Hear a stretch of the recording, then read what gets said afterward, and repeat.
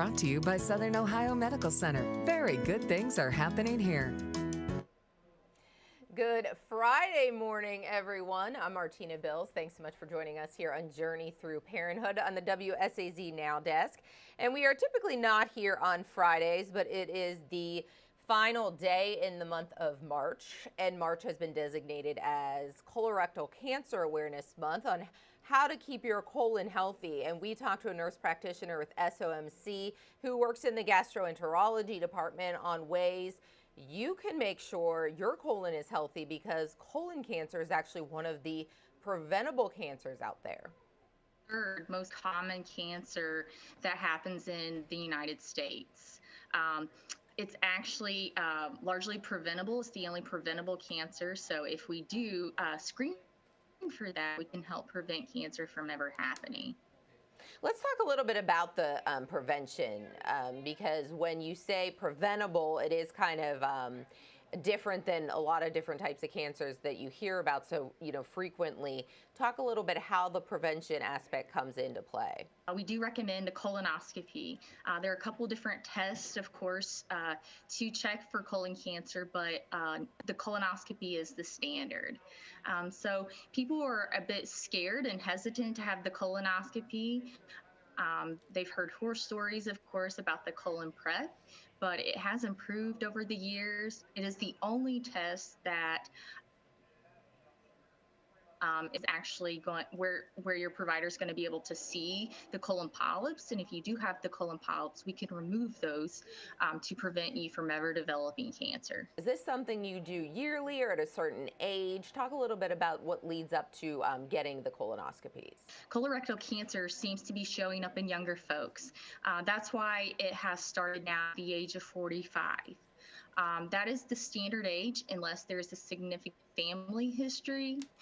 So if significant family history, we tell patients to go back 10 years from the time your family has been diagnosed. When the genetics play a role, how important is it to really make sure you're not missing those yearly appointments? So colonoscopies aren't necessarily a yearly test such as a mammogram or getting a skin check, but colonoscopies are started at your standard of 45 years old.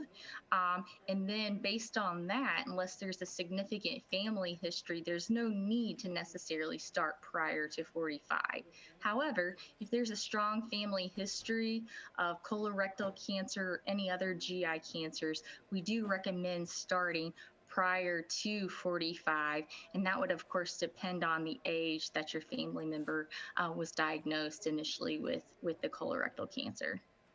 Okay, and let's talk about if you are, you think you're healthy overall, what are some ways to kind of keep that colon healthy, leading up to your older years in life? In general, we all want to eat healthy and exercise, but when really focusing on the colon, what can you do?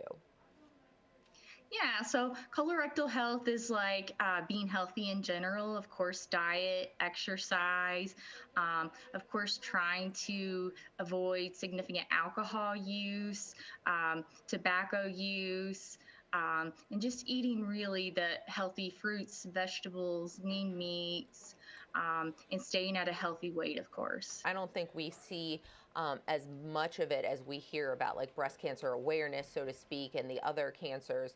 But it's never too early to really take control of your health, and the colon is no different to take care of.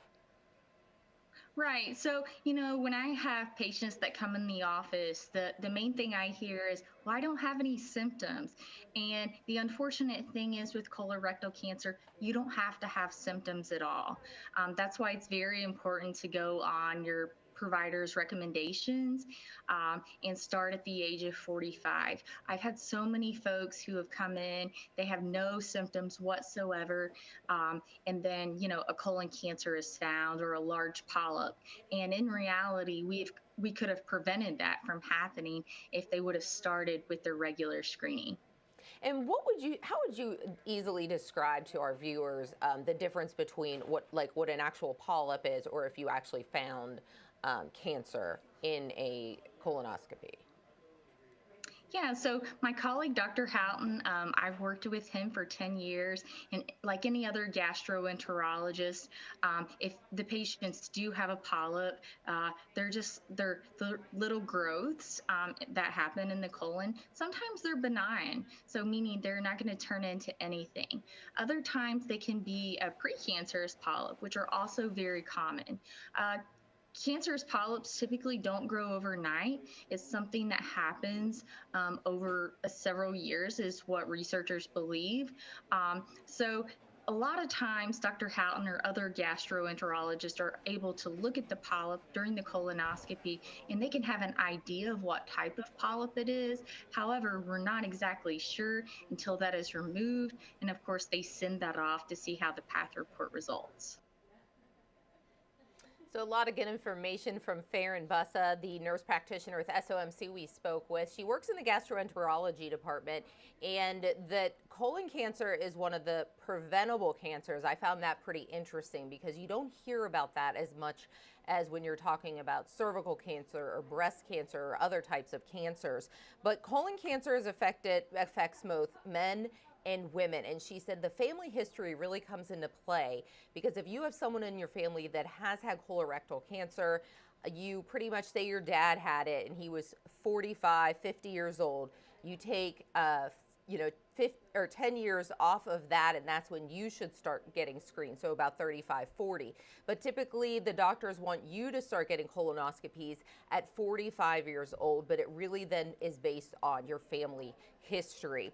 And some of the prevention, ways that she suggested to kind of prevent colorectal cancer, eating a well-balanced diet, not eating or increasing your fruits and vegetables, and not smoking, exercise regularly, and reduce the kinds of fats you eat. So really just living a healthier lifestyle will really help keep your colon healthy in the long run.